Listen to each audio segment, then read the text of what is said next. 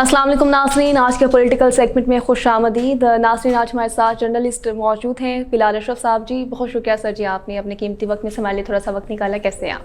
मैं ठीक ठाक, आप सुनाएं, आप कैसी हैं? अल्हम्दुलिल्लाह मैं भी ठीक ठाक। मौसम को एंजॉय कर रही हैं आप? जी सर, बहुत इंजॉय किया जा रहा है। सर्दी की शिद्दत जो है आहिस्ता आहिस्ता से अपनी तासुरात हमें दिखा रही है। और पहले तो हम लॉन के कपड़े ही पहन रहे थे, लेकिन अब तो जो है अचानक से हमने गर्म कपड़े निकाली हैं, लहाफ निकाली हैं। पहले तो हम जो है कंबल से ही या कभी कभी पंखा भी लगा लेते थे, लेकिन अब जो है तासुरात चेंज हो गए हैं। हाँ नहीं, मौसम में तो ठंडक आई है, सर्दी का एहसास भी बढ़ रहा है आहिस्ता आहिस्ता। लेकिन जो सियासी हिद्दत है उसमें तो अच्छी खासी जो है वो गर्मी बढ़ती जा रही है। और जैसे हमने कल भी देखा और आज भी धड़ाधड़ ऐसी खबरें आ रही हैं कि लगता है कि पाकिस्तान के अंदर जो वैसे मौसम जो है वो ठीक है, सर्दी वाला आ रहा है, लेकिन आगे जो बहुत गर्म तरीन मौसम शुरू होने वाला है वो भी ख़ास तौर पे पाकिस्तान तहरीक इंसाफ की। जी सर, ऐसा ही है। अपडेट्स ये हैं कि असद उमर ने जो है आज सियासत से और पीटीआई हुकूमत जो है पार्टी से जो है उसको खैराबाद कह दिया है। और दूसरा ये कि फराह गोगी के करप्शन स्कैंडल भी सामने आ चुके हैं।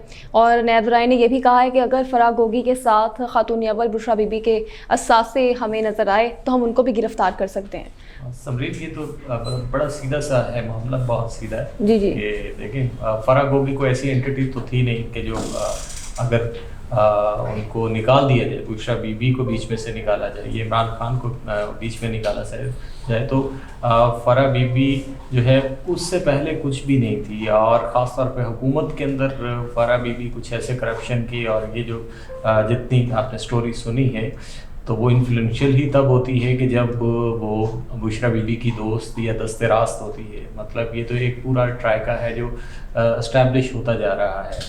तो अकेली फराह बीबी तो कुछ नहीं कर सकती थी, और फराह बीबी को वैसे भी उसका ऐसी प्रोफाइल थी भी नहीं कि बहुत सारे इदारे उसके कहने पे ट्रांसफ़र भी करते, पोस्टिंग भी करते, और ये सारी जितनी भी एक्टिविटी है ये होती। तो इसलिए ये अकेली फराह बीबी का तो काम है भी नहीं। और डेफिनेटली ये बिल्कुल कॉमन सेंस है, मतलब अकेले कैसे हो सकता था। जी तो अब जैसे जैसे इस चीज़ को बाहर एक्सप्लोर होती जाएगी, जैसे जैसे ये चीज़ें एक्सपोज होंगी और वैसे वैसे ही उसके जो दायरे हैं या उसके जो डॉट हैं वो कनेक्ट होना शुरू हो जाएंगे। और वो डॉट जो हैं वो सीधे सीधे सबसे पहले तो बुशरा बीबी है, क्योंकि बुशरा बीबी की वो बहुत करीबी थी और बुशरा बीबी का इन्फ्लुएंस ही वो इस्तेमाल करती थी। तो इसलिए सबसे पहला जो कह लें कि जो डॉट है वो बुशरा बीबी के साथ ही कनेक्ट होगा। उसके बाद फिर बुशरा बीबी जो हैं वो आगे ज़्यादा बेहतर तरीके से बता पाएंगी कि इसमें से खान साहब ने कितना जो है वो उसमें वो इन्वॉल्व रहे हैं इस सारे खेल के अंदर, और उनका हिस्सा कितना था इसमें। तो ये चीज़ें तो बात की हैं, लेकिन सबसे पहले फराह गोगी को जो एक्सपोज होने के बाद जो सबसे पहला मंजरनामा उभरेगा वो बुशरा बीबी की गिरफ्तारी होगी।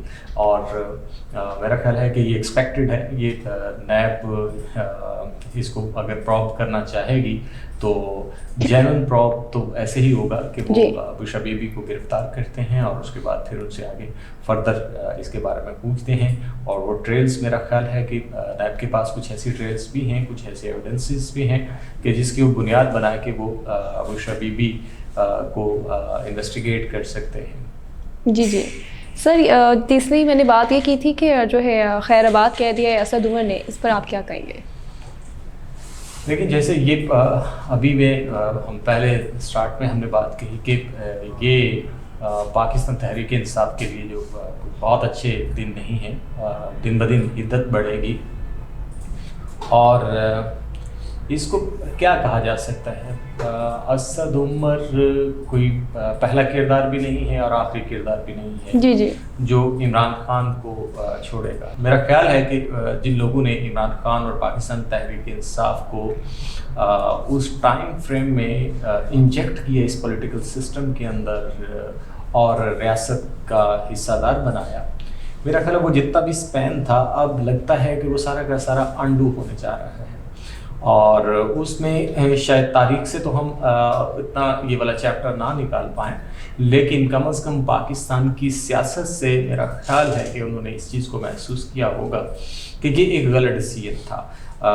چلتے ہوئے کارواں کے بیچ میں اگر ایک عمران خان جیسے پپٹ کو اٹھانا اور اٹھا کے اس کو اور ایک ایسا جو رسپانسبل نہیں ہو سکتا، جو جس کے اندر وہ سیریسنیس بھی نہیں ہے، جو اپروچ ہے ہی نہیں ہے، جو کوئی بہتر راستہ دے سکتی ہے اس ملک کو اور اس کو آگے بڑھاوا دے سکتی ہے، جس کے پاس کوئی واضح لائن آف ایکشن موجود ہو یا کوئی اچھی ٹیم موجود ہو جو اس کو بہتر طریقے سے آگے گرو کروا سکتی ہے.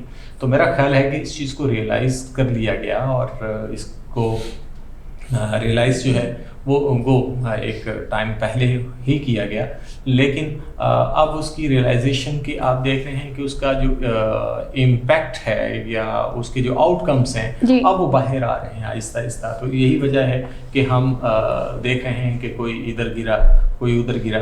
تو مطلب یہ ہونا تھا، اور ہم نے یہ بات بہت پہلے بھی بات کہی تھی کہ عمران خان کی جماعت جو ہے جس طرح غیر فطری طور پہ اس کو اکٹھا کیا گیا تھا، مطلب یہ سارے وہ لوگ ہیں جو غیر فطری سیاست کے کہہ لیں کہ سیاست کا حصہ بنے، یعنی یہ وہ نیچرل لیڈرشپ نہیں ہے، مطلب یہ پکڑ دکڑ والی لیڈرشپ ہے. کیونکہ ریولوشنری کبھی بھی کسی تحریک کے لوگ جو ہیں وہ اس طرح کے نہیں ہوتے، وہ نظریاتی اور طرح کے لوگ ہوتے ہیں.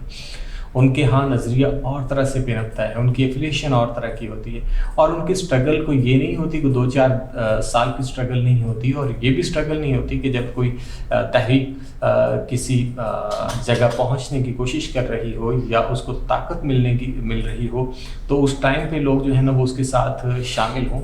تو وہ لوگ نظریاتی نہیں ہوتے اور وہ تحریک نہیں ہوتی، وہ کچھ اور چیز ہوتی ہے، یا اس کے پیچھے جو کہہ لیں جو محرکات ہیں وہ بالکل مختلف ہوتے ہیں، وہ تحریک نہیں ہوتی. تو میں عمران خان کے اس سارے جو ٹریول لاگ ہے اس کو میں ہمیشہ ہی غیر فطری سمجھتا ہوں کہ یہ غیر فطری تھا. مطلب اس کو ایک انسٹالیشن تھی ایک طرح سے پولیٹیکل، جس کو آگے ہوا دیا گیا، جس میں جنرل باجوہ، اس سے پہلے جنرل ظہیر اسلام، اور اس سے پہلے جو جنرل پاشا، کتنے کرداروں کے نام جو ہیں وہ منظر عام پہ آ چکے ہیں اس حوالے سے. تو یہ تمام لوگوں نے اس کو ایک طرح سے اس کی انسٹالیشن میں حصہ ڈالا، اور یہ غیر فطری تھی. اور اس وقت جو مسلم لیگ نون کی حکومت تھی، میاں نواز شریف کی حکومت تھی، اس کی گروتھ اور باقی چیزیں، آپ بھلے ان کے ساتھ اختلاف رکھ سکتے ہیں، میں خود اختلاف کسی جگہ پہ رکھ سکتا ہوں، جماعت کے ساتھ، جماعت کی پالیسیز کے ساتھ، باقی چیزوں بہت ساری چیزوں کے اوپر، لیکن اس ٹائم فریم کو آپ یہ نہیں کہہ سکتے کہ وہ ٹائم فریم ایسا تھا ان کا کہ جس میں پاکستان جو ہے وہ پاکستان کی اکانومی جو ہے وہ ڈکلائن کا شکار تھی، یا وہ بہت سارے ایسے مسائل تھے جو آج ہمیں فیس کرنے پڑ رہے ہیں، خاص طور پہ پاکستان تحریک انصاف کی حکومت کے بعد. تو اس لیے یہ ایک غیر فطری رویہ تھا جس کو غلط طریقے سے اور غلط موڑ کے اوپر جو ہے وہ کہہ لیں کہ انسرٹ کیا گیا وہاں پہ. اور اب شاید وہ جتنی بھی انسرشن تھی جتنے ٹائم فریم کی، اب اس ٹائم فریم کی انسرشنس کو انڈو کیا جا رہا ہے. تو یہ ایک بہتر عمل بھی ہے، لیکن اس کے ساتھ ساتھ اگر ہم جمہوری کلچر کی بات کریں تو شاید جمہوری کلچر کے لیے میں اس کو بہت اچھا اس طرح آئیڈیل نہیں کہہ پاؤں گا. لیکن اگر ہم اس چیز کو کہ ریئلائزیشن کو لے کے اور ایسے جو تصنع کے ساتھ ایک لیڈرشپ پیدا کی جاتی ہے، اگر اس کو ہی انڈو کیا جا رہا ہوتا ہے تو اس کا مطلب ہے کہ کہیں ریئلائزیشن ہے. اس ریئلائزیشن کو اپریشیٹ ضرور کرنا چاہیے کہ کوئی بھی اس طرح کے جو کریکٹر ہیں جن کے ساتھ آپ دیکھیں کہ جتنی بھی لیڈرشپ عمران خان کے ساتھ یہ جڑی تھی، اور جیسے یہ جڑی تھی ویسے ہی جو ہے نا وہ اس کے ساتھ ڈسکنیکٹ ہونا شروع ہو گئی. تو مطلب یہ کوئی ایسی نظریات کی بات نہیں تھی، یہ نظریات کی جنگ بھی نہیں تھی، یہ سیلف انٹرسٹ بیس جو ہے وہ ساری چیزیں تھیں. تو ایسے سیلف انٹرسٹ، سیلف سینٹرڈ لوگوں کا جو ہجوم ہے وہ یہ آپ کو سلوشن نہیں دے سکتا ہے، اس ملک کو آگے نہیں بڑھا سکتا، پبلک پلس کو نہیں پہچان سکتا، اور جو ریاست کو چیلنجز ہیں ان کو آگے بڑھاوا نہیں دے سکتا، یعنی ان کا حل نہیں نکال سکتا. تو اس لیے میرا خیال ہے سمرین کہ یہ ایک اچھا موو اچھی ہے، چیزیں اچھی ہیں، اور ہم آنے والے دنوں میں دیکھیں گے کہ جیسے MQM جو ہے وہ اس کی شکل جو ہے جب اس نے ریاست کے خلاف اسے چیلنج کرتی ہے، ریٹ کو چیلنج کرتی ہے، تو ریاست کیسے ریئیکٹ کرتی ہے، تو ہم نے MQM کے چیپٹر میں ہم نے دیکھ لیا. تو اب چونکہ یہ ایک خام خیالی ضرور تھی پاکستان تحریک انصاف کے بہت سارے لوگوں کو کہ اگر وہ کسی بھی جگہ پہ یعنی وہ ریاست کو بھی ایسے ہی چیلنج کریں گے کہ جیسے وہ کسی ایئرپورٹ کے اوپر جو ہے وہ جیسے سیالکوٹ والے خواجہ آصف ہیں، ان کو کسی ایئرپورٹ پہ روک کے آپ جو ہے نا ان کے اوپر شاؤٹ کرنا شروع کر دیتے ہیں، تو آپ ریاست کو بھی ایسے ہی سمجھیں گے کہ بالکل یہ کوئی عام سی بات ہو سکتی ہے. تو ایسا نہیں ہوتا. ریاست کو جب بھی کہیں پہ چیلنج کیا جاتا ہے تو ریاست ریئیکٹ کرتی ہے، اور ریاست کو ریئیکٹ کرنا بھی چاہیے. یہ صرف پاکستان کا مسئلہ نہیں ہے، یہ دنیا بھر میں ایسا ہی ہوتا ہے. تو اس لیے یہ ایک ٹھیک ہے، ایک بہترین کہہ لیں کہ ایک عمل ہے. وہ سیاسی کجی ہو سکتی ہے کہیں پہ، لیکن اس کا فائدہ جو ہے وہ الٹیمیٹلی میاں نواز شریف کو پہنچے گا. اور جب ویسے بھی چیپٹر ہی انڈو ہونے جا رہا ہو تو اس کا مطلب ہے کہ اسی جگہ سے شروع کرنا ہے جہاں پہ اس چیز کو چھوڑا گیا، یعنی جہاں پہ اس چیز کو ختم کیا گیا. تو شاید میاں نواز شریف کے لیے وہ ماحول انہیں وہی درکار ہے کہ جہاں پہ وہ ان کو اس ٹرانزیشن کا انہیں شکار ہونا پڑا، یہ سارے معاملات ہوئے، تو ان کو ویسا ہی انوائرمنٹ، ویسا ہی پلے گراؤنڈ جو ہے وہ دوبارہ سے دیا جائے. پاکستان کی پالیٹکس کے اندر ان کا جو رول اس ٹائم پہ تھا ویسا ہی رول ان کو ابھی ملنا چاہیے. سر آپ کہہ رہے ہیں کہ لیول پلینگ فیلڈ جو لیول پلینگ فیلڈ بلاول بھی بات کرتے ہیں، وہ صرف اسی وجہ سے کرتے ہیں کہ وہ جو اگر انڈو ہوتا ہے وہ ٹائم، تو اس کا مطلب یہ ہے کہ جو ایک بڑی میجورٹی اتنے صوبوں کے اندر حکومت تھی مسلم لیگ نون کی، تو اگر وہ دوبارہ ریوائیو ہوتی ہے یا اسی جگہ سے شروع کرنے کی کوشش کی جا رہی ہوتی ہے، تو اس کا مطلب یہ ہے کہ کہیں نہ کہیں پیپلز پارٹی اور دیگر جماعتیں جو اس وقت جن کا بہت حصہ نہیں تھا اس پورے پولیٹیکل پروسیس کے اندر، تو وہ اپنے آپ کو سکڑا ہوا محسوس کریں گے. لیکن یہ ایک شاید تاریخ کا یا ویسے ہی جو ایک پاور روڈس ہیں، اگر ان کی ریئلائزیشن کا نتیجہ ایسے نکل رہا ہے تو پھر میرا خیال ہے کہ آپ کو مجھے سب کو قبول کرنا پڑے گا.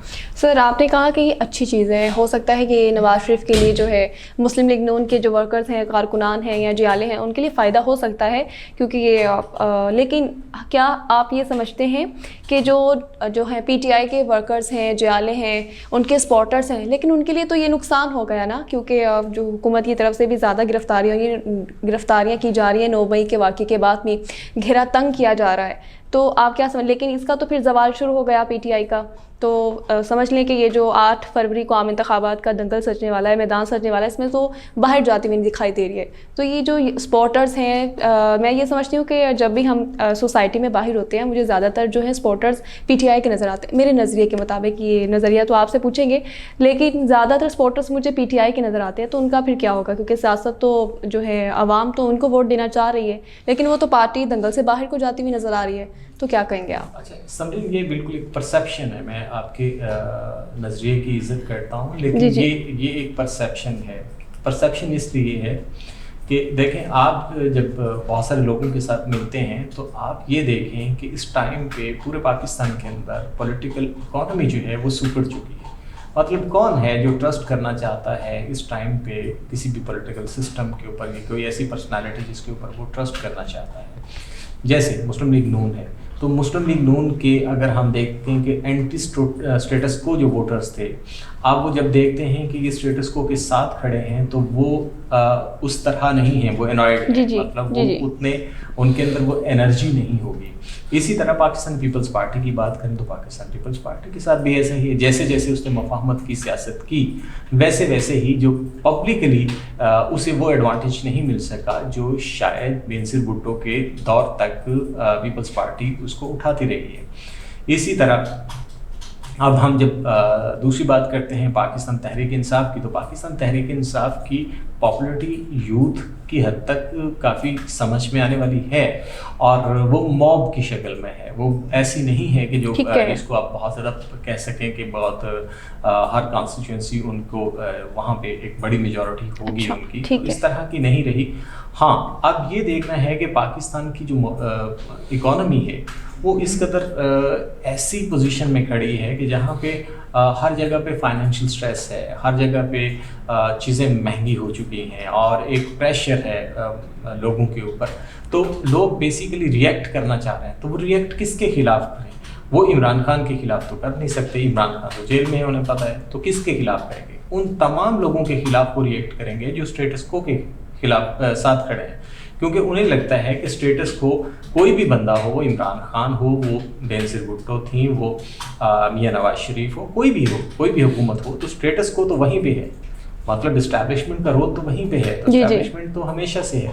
تو اس لیے یہ جو ایک غصہ ہے، جو ایک اس طرح کا ریئیکشن ہے، یہ بنیادی طور پہ یہ نہیں ہے کہ وہ پاکستان تحریک انصاف کے ساتھ کچھ نظریاتی وابستگی ہے یا عمران خان کے ساتھ کوئی ہمدردی ہے، دلی ہمدردی ہے. یہ بنیادی طور پہ اس کا رد عمل ہے جو اس وقت لوگ فیس کر رہے ہیں، جو مہنگائی فیس کر رہے ہیں، جو ایک طرح سے انسرٹنٹی ہے جو ہمارے معاشرے کے اندر، اس چیز کا جو ہے نا یہ بیسیکلی رد عمل ہے. جب ہم اس رد عمل کو اکٹھا ہوتے ہوئے دیکھتے ہیں تو ہمیں لگتا ہے کہ یہ اینٹی نواز شریف ہوگا یا یہ اینٹی پیپلز پارٹی ہوگا، یہ اینٹی اسٹیبلشمنٹ ہوگا.